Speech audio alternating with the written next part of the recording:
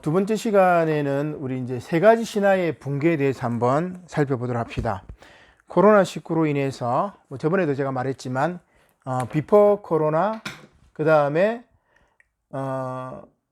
애프터 디지즈, 질병 이후, 코로나 이전, 질병 이후, 이렇게 이야기를 했었는데, 이제 세상이 바뀐 거예요. 어떻게 보면. 이러한 AD 시대를 맞이해서 이제 노르웨이에 지난번에도 소개했던 박노자 교수, 그 오슬로 대학교에서 한국학을 가르치는 이 박노자 교수가 뭐를 이야기하냐면은 코로나19 이후에 세 가지 신화가 붕괴되었다. 그런 이야기를 합니다. 첫 번째 신화는 무슨 신화냐면은 선진국 신화가 붕괴되었다. 그런 이야기를 해요. 어떻게 보면은 이제 중세 봉건제 이후에 근대 사회로 접어들게 된 것은 서양이 빨랐죠. 영국의 산업혁명을 통해서 서양이 조금 더 이제 과학기술이 발전되어 가지고 근대로의 전환이 빨랐습니다. 그 근대로의 전환이 빨라서 이제 아프리카나 아시아 식민지를 개척하고 그 와중에 이제 싸움이 났던 것이 1차 대전이었고 2차 대전도 마찬가지 아니겠어요? 그 이후에 이제 미국으로 주권이 넘어간 다음에 패권이 넘어간 다음에 미국 주도의 이제 어떤 세계 국가, 세계 패권, 그게 이제 나중에 소련과 경쟁하다가 동구권이 무너진 다음, 소련이 무너진 다음에는 미국 일방적인 국가 체제로 가다가 이제 중국이 이제 투지, 두 개의 큰 나라로서 경쟁하는 상황이죠. 지금은 이제 미국과 중국의 경쟁 상황이다. 이렇게 볼 수 있는데, 아무튼 근대로의 전환이 더 빨랐던 구미의 선진국들을 모방해야 한다는 것이 여태까지 한국인들의 지배적인 집단 의식이었지만, 코로나 위기 이후에는 이 의식이 얼마나 허구적인지 잘 보여줬어요. 선진국의 민낯을 우리가 봤다는 거예요. 여러분 뉴스를 이렇게 보세요. 가짜 유튜브 이런 거, 극우 유튜브 이런 걸 보지 말고 정규 방송 뉴스에 보면, 특별히 이제 해외에서 이제 외국 뉴스를 한번 보세요. 이탈리아라든지 스페인이라든지 영국, 미국도 마찬가지, 일본도 마찬가지. 그런 상황들을 보면 선진국들이 여지없이 무너집니다. 도덕적인 것들부터 시작해 가지고 선진국들의 의료 시스템, 기타 등등 복지 시스템, 물론 우리가 배울 것도 많아요. 재난 기본 소득을 미국도 마찬가지, 일본도 마찬가지, 우리하고는 비교될 수 없이 많이 이렇게 투자를 합니다. 그러나 선진국의 민낯을 본 것이 바로 이러한 선진국의 신화의 붕괴라고 이야기를 할 수가 있습니다. 특별히 이제 신자유주의 시대를 거치면서 공공성을 크게 약화시켜왔던 구미 국가들은 무조건 우리가 선망할 대상이 아니었다. 이렇게 볼 수가 있겠습니다. 사실 선진국들은 중국과 한국 등 동아시아 국가들이 신종 바이러스와 고전하는 상황을 지켜보면서 뭘 했습니까? 초창기에. 여러분 기억납니까? 동양인 혐오를 했죠. 중국인 혐오와 동시에 한국인 같은 비슷하게 생겼으니까 한국인 혐오, 동양인 혐오만을 드러냈지 공감과 호모시비우스, 연대의 정신이 없었어요. 그러다가 지금 상황이 역전된 거 아니에요. 지금은 이제 한국인들을 극찬하고 있지 않습니까? 또한 기업들의 이해관계를 우선시하는 바람에 제때 선제적인 대응을 하지 못해서 귀중한 시간을 잃었다고 볼 수 있습니다. 가령 만성적인 예상 부족 등에 시달리던 이탈리아와 스페인의 공공의료는 그 부실함이 역력히 드러났죠. 공공의료가 굉장히 중요한데, 우리가 지금 박근혜 정부 때 영리병원을 만들려고 했었죠. 영리병원. 그러니까 우리 김사부인가요?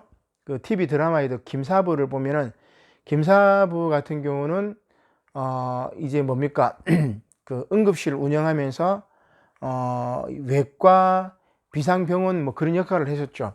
교통사고로 다치거나 하면은 바로 이제 응급수술을 하고, 이제 그것들은 다 어떻게 보면은 영리병원이 아니에요. 영리병원이 아니고, 그냥 오면 살려놓고 보자. 생명 중시하는 거예요. 그러나 영리병원으로 이제 지으려고 그 김사부를 반대하는 그 병원 원장이 있잖아. 그죠? 나중에 이 편에는 이제 재단 이사장이 되어서 김사부하고 끝까지 이제 대항하는 그런 세력인데 항상 영리병원을 만들려고 해요. 그래서 이제 돈 많은 사람, 갑부들, 부자들, 그들에게 맞춤형 서비스, 그리고 병원을 짓는데 거기에 골프장도 있고 이런 식으로 영리병원을 운영한다는 말이에요. 영리병원을 운영하게 되면은 재벌 갑부들은 최첨단의 의료 서비스를 받을 수 있지만 가난한 사람들은 의료 서비스를 받을 수가 없어요. 그러나 우리는 이제 국민 건강의료보험 때문에 우리는 공공의료가 어느 정도 진행이 되었죠.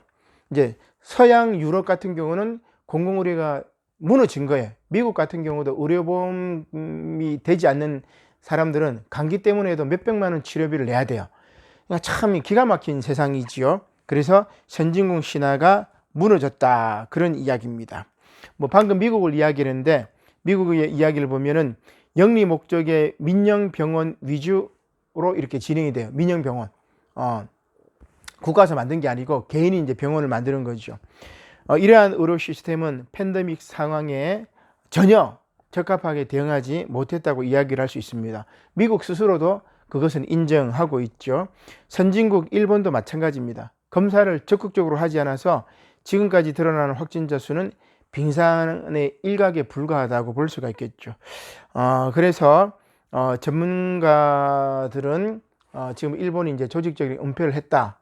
지금 이제 막 드러나니까 이제 어쩔 수 없긴 하지만요. 자, 그렇다면 이러한 공공의료 시스템에 대한 부족한 예산 지원이나 바이러스에 대응하지 못하는 영리의료, 재난 규모의 음포와 축소 의혹 등을 과연 선진적이라고 할 수 있을까? 일본부터 미국과 유럽 마찬가지입니다. 선진국이라고 할 수가 없겠죠. 그래서 박노자 교수가 이렇게 이야기합니다. 당연히 배울 점은 배워야 하지만 이번 사태를 통해서 선진국들의 민낯을 본 사람은 아마도 더 이상 선진국 신화에 현혹되지 않을 것이다. 그렇게 이야기합니다. 이러한 측면에서 보면 대한민국이야말로 진정한 선진국이 아니냐, 뭐 이렇게 뭐 요새는 국뽕이라고 그러는데 뭐 대한민국이야말로 의료에 있어서는 좀 이제 선진적인 대응을 했지 않았느냐, 그렇게 이제 이야기를 할 수 있습니다. 자, 두 번째는 무슨 신화의 붕괴냐면은 바로 미국 신화의 붕괴라고 이야기를 할 수가 있습니다. 신자유주의 신자유주의 이전의 미국, 가령 예를 들어서 2차 세계대전 시절의 미국은 정부 주도로 무기 생산을 시급히 확충시키는 등 국가가 산업 구조에 개입하여 비교적 능숙하게 재난을 극복했습니다. 무슨 말이냐면은 신자유주의 이전이에요. 80년대 이전, 2차 세계대전 이후입니다. 2차 세계 대전 이후인데 이때 미국은 국가 주도 산업들이 굉장히 많았어요. 그러니까 아까 말했던 이제 국가주의, 전체주의, 뭐 더 나아가면 이제 전체주의겠지만 국가가 주도를 한 거죠. 뉴딜 정책도 루즈벨트 대통령의 뉴딜 정책도 마찬가지예요. 국가 주도로 개입해가지고 산업을 불러 일으켰던 거죠. 그러다가 80년대 접어들면서 영국에는 이제 대처 수상도 그렇고 미국에는 레이건 대통령도 그렇고 자유주의의 바람이 다시 들어옵니다. 국가가 개입하지 말고 어떻게 시장에 맡기자, 민간에게 맡기자, 병원도 공공의료가 아니고 영리병원으로 맡기자, 이러한 민간 의료, 그 다음에 국가 주도가 아니라 시장 주도로 바꾸자, 기업 주도로 바꾸자. 우리도 옛날에 이제 기업을 먹여 살려야 낙수 효과가 떨어져서 물방울이 떨어져서 노동자들이 먹고 살지 않느냐, 기업을 우선시하자. 그래서 기업의 법인세를 깎아주고 뭐 이런 이제 정책들을 펼쳤던 게 이명박 정부 시대였죠. 이런 게 신자유주의입니다. 지금까지 이제 신자유주의가 닥쳐왔던 거죠. 자, 근데 미국이 지난 40년 동안의 신자유주의 지배를 거쳐 미국은 이제는 코로나19를 통해서 이렇게 시장과 민간을 우선시했고 신자유주의 정책을 벌였는데 코로나19로 인해서 무너져 버린 거예요. 2차 세계대전 이후에 한 40년 동안 초창기에는 뉴질 정책으로 잘 대응하다가 자유주의, 신자유주의로 넘어가면서 이제 코로나19 이 사태에서 대응을 제대로 하지 못했다는 것이 드러난 겁니다. 그래서 미국 신화가 붕괴되었다, 그런 이야기죠. 의료 설비 부족이 드러나도 국가가 어떻게 합니까? 처음에는 생산에 개입하기를 주저합니다. 귀중한 시간을 낭비해버리죠. 왜냐하면 시장에게 맡겨야 돼. 보이지 않는 손이, 이렇게 아담 스미스처럼 보이지 않는 손이 시장을 조율을 하기 때문에 국가가 개입하지 않는단 말이에요. 그래서 초창기 위기 상황을 급박할 때 그 위기 상황을 잘 막을 수도 있었는데 시간을 놓쳐버린 거라고 할 수 있겠죠. 국가의 통제가 부실해진 겁니다. 공공의료 시스템으로 전환이 절실히 필요한데도 그런 기미가 보이지 않아 가지고 어떻게 보면 감염병이 더 커졌다고 볼 수 있겠죠. 그래서 이번 코로나19를 통해서 미국 신화가 붕괴되었다. 사실 이 트럼프 대통령이 코로나19에 대한 장기적 대책을 수립하는 대신에 중국의 책임을 돌리기 바빴죠. 물론 우리나라도 야당이 이제 그렇게 했었는데 왜 중국을 봉쇄하지 않았느냐. 근데 실제로 이제 중국에서 들어온 사람, 중국인을 통해서 감염병이 발생된 경우가 그렇게 많지 않아요. 그러니까 내국인 안에서 서로 이제 감염된 경우가 많았죠. 신천지 같은 경우가 그렇게 됐는데, 확진자가 증가하는 상황에서도 이제 경제 활동을 재개하자. 그래서 이제 뉴욕 주지사하고 트럼프하고 이제 이견이 있고, 이제 경제를 살릴 것이냐, 혹은 이제 사람을 살릴 것이냐, 이런 기로에 서 있는 겁니다. 근데 거기에서 미국은 경제나 자본 우선주의로 바뀌고 있기 때문에 미국 신화가 붕괴된다는 그런 이야기라고 할 수 있죠. 트럼프 대통령의 무책임 인명 경시 사상은 단기적 이익을 추구하는 신자유주의적 사고를 반영하지 못하는 미국 지도층의 일면을 신자유주의적 사고를 반성하지 못하는 미국 지도층의 일면을 잘 보여준다고 할 수 있습니다. 결국 확진자 수가 가장 많은 노약자들과 인종적 소수자, 그들의 인명과 인권을 더 이상 보호하지 못하는, 또한 보호하려고 하지 않는 국가가 되어서 더 이상 세계의 리더로 자칭할 수 없다. 미국 신화가 붕괴되었다고 이야기를 합니다. 따라서 이번 코로나19 사태를 거치면서 의료진의 방역 대응 및 의료기술 수출, 가령 이제 진단 키트지요. 또 마스크도 마찬가지입니다. 비접촉식 체온계 수출 등으로 한국의 위상은 국제적으로 크게 올라갔지만 미국의 위상은 끝모를 추락을 거듭하고 있습니다. 물론 중국도 마찬가지죠. 뭐 진단 키트라든지 마스크도 뭐 부실품들이 많았습니다. 변명과 남 탓을 하는 이러한 중국도 믿을 나라가 못 됩니다. 일본도 마찬가지죠. 모든 것을 숨기는 일본도 마찬가지예요. 그러나 가장 중요한 것은 자본주의를 상징하는 시장 신화의 붕괴라고 이야기를 할 수가 있습니다. 그래서 세 번째는 시장 신화의 붕괴죠. 어떻게 말하면 신자유주의 이야기라고 할 수가 있겠죠. 시장이 마스크를 필요로 하는 모든 사람에게 마스크를 공급할 수 없음을 우리는 여실히 보았습니다. 그래서 배급제가 되었지 않았어요? 몇 년 전만 해도 기본소득이나 소비 진작을 위해 주민들에게 국가가 헌금을 지원하는 것을 급진적 주장이라고 인식을 했지만, 지금 미국같이 비교적 보수적인 나라마저도 주민들에게 현금 지원을 할 예정입니다. 일본 같은 경우도 마찬가지예요. 상당수 항공사 등이 어차피 부도를 피할 수 없는 상황에서 이제 항공업과 같은 사회 필수 시설을 국유화해야 된다. 이런 이야기를 합니다. 여러분 굉장히 중요해요. 민영화하고 국유화. 옛날에 이제 이명박 정부 때 뭐 KTX를 민영화하자. 그래서 SRT를 이제 만들기도 하고 뭐 그렇게 했었는데 이제 시도를 했지만 잘 되진 않았죠. 민영화는 기업의 모든 국민이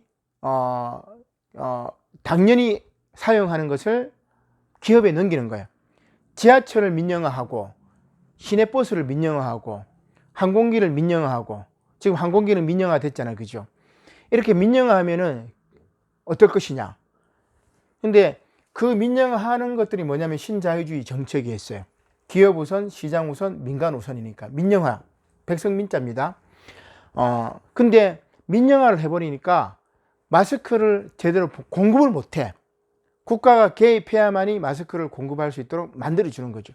그러니까 국유와 국가가 개입해야 된다. 항공기 같은 경우는 민영화를 해버리니까 지금 비행기가 뜨지 않아요. 국제선 문을 다 닫아놨어. 그러면 기업은 도산하잖아요. 그러니까 이런 항공기라든지 그 다음에 철도라든지 이런 것들은 국유화해야 된다. 이런 이야기예요. 이제 항공사들이 지금 항공기는 국유화해야 되지 않느냐, 뭐 이런 이제 얘기를 한다는 말이지요. 그래서 사실 아직 이제 피크를 찍었다고도 볼 수 있지만 뭐 아직 계속 되겠죠. 그래서 우리가 한 5월 초순이나 중순경에는 면대면 수업을 할 수 있지 않을까. 우리 부산 지역은 그렇게 볼 수 있는데 시장만으로는 이 위기를 극복할 수 없어요.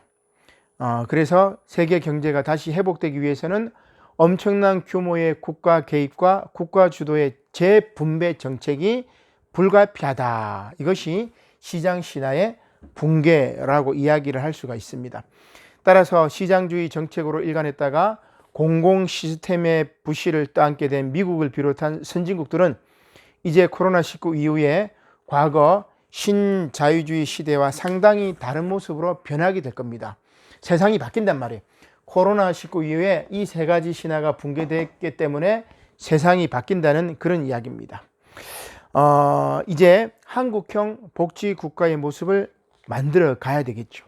이번 코로나19를 통해서 진정한 복지국가가 어떻게 진행이 되어야 할지를 우리는 고민하게 되는 거죠. 그리고 우리 대한민국이 이제 기준이 된 거예요. 온라인 수업, 초등학교, 중학교, 고등학교, 대학교도 마찬가지 온라인 수업으로 우리가 앞섰죠. IT 강국이기 때문에 그래요. 그 다음에 선거도 코로나19 상황인데도 참가율, 투표율이 엄청 높았어요. 옛날 선거들보다. 그러니까 세계 각국이 한 47개국은 선거를 연기합니다. 프랑스 같은 경우 1차 선거했고 2차 선거는 연기했고 미국 같은 경우는 민주당 경선에서 샌더스가 경선을 포기했죠. 더 이상 경선을 했다가는 코로나19로 인해서 감염자가 늘어나기 때문에 샌더스가 포기를 하고 조 바이든 전 부통령이 민주당 이제 대통령 후보로 됐죠. 나중에 이제 트럼프하고 이렇게 붙게 되겠는데 선거를 하지 못해요. 근데 우리나라 같은 경우는 선거도 하고 그 다음에 온라인 수업도 진행하고 그 다음에 록다운이 없었습니다. 봉쇄 조치도 없었고 사람들이 돌아다녀요. 물론 이제 조심해야 되겠죠. 그리고 의심 증세가 있는 사람들은 조심을 해야 되겠지만 그래서 박노자 교수가 이렇게 이야기합니다.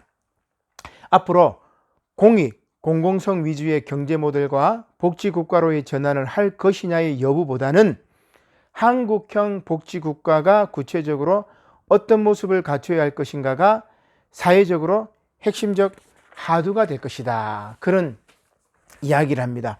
그래서 쉽게 얘기하면은 한국이 뭐가 돼요? 우리 대한민국이 세계의 표준이 된다. 그런 이야기입니다.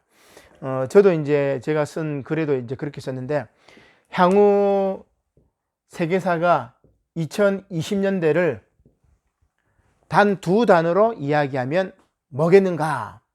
뭐겠어요, 여러분? 코로나 물음표 코리아. 이게 아마 훗날 세계 역사가 세계사를 기술할 때 2020년대 10년을 뭐 장기적으로 뭐 50년까지 가면 좋겠지만 지금 우리가 더 이상은 전망하기 힘드니까 2020년대 이후의 세계사의 흐름은 무엇이냐? 코로나 물음표 코리아가 돼야 된다.